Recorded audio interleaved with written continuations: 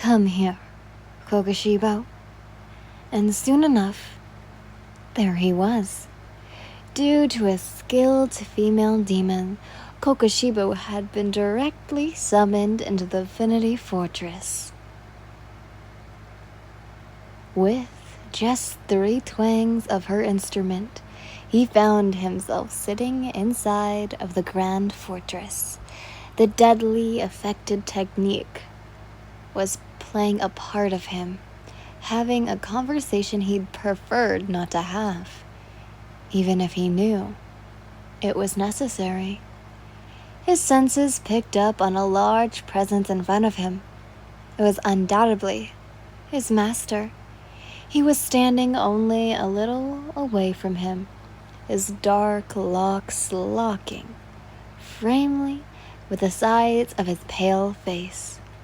There was immense tension in the room, the type of tension that wasn't easily to cut through, the type of tension that caused Kokushibo to realize there was tension. Usually he didn't feel much of anything. He awaited his master's words, not daring to look up to see his face. Muzan didn't even say a word, and he just allowed the tension to build after a few more moments. And he finally spoke. "Nakime." The woman opened her eyes to his voice. "Depart from here," he ordered. "Put space between us." Kokushibo stayed silent.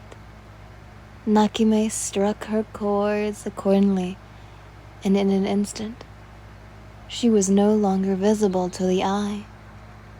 There was just silence. Kokushibo knew he was in trouble.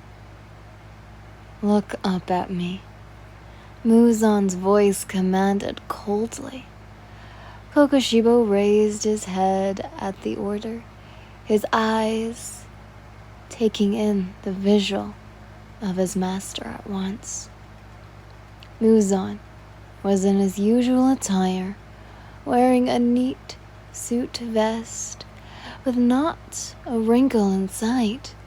He looked down at Kokushibo with a crooked look, his violent red eyes clearly displaying an expression of profound distaste. He could only see disgust. He was looking down at him. There was not even an ounce of favor in his eyes.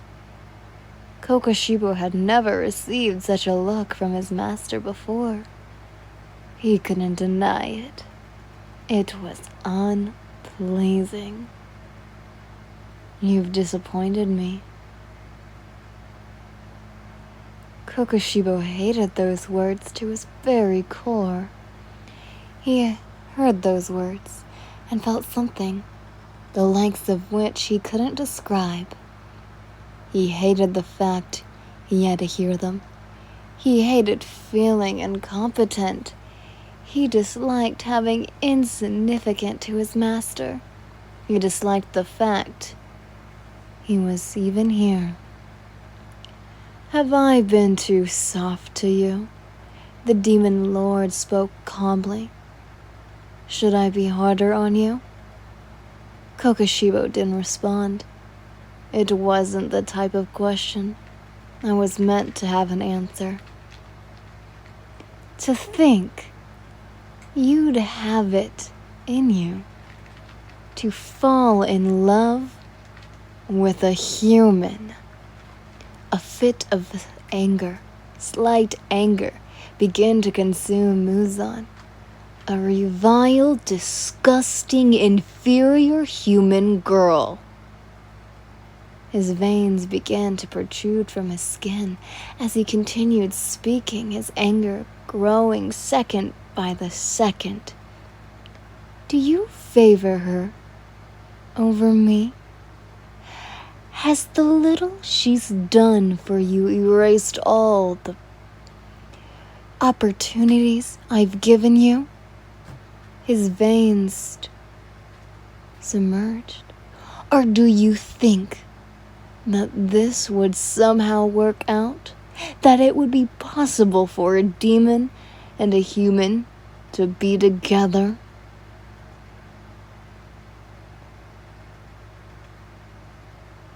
How disgusting. Kokushibo simply sat there. He had nothing to say. What's your excuse? Muzan asked simply, as he waited for a response, his mind carefully monitoring the demon who sat before him. Muzan was looking for something to make him explode. He hated excuses. If the upper moon gave him one, his anger would unleash. The question was unusual to Kokushibo. Excuse? There was no excuse.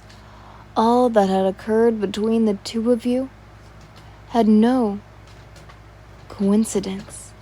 And strangely, he didn't regret it.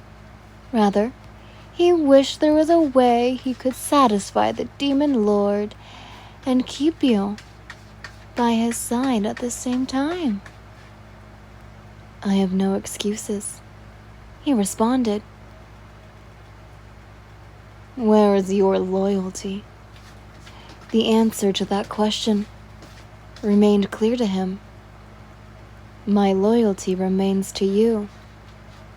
Muzan's eyes narrowed at his demon, and upon knowing his thoughts, a cruel side of him emerged.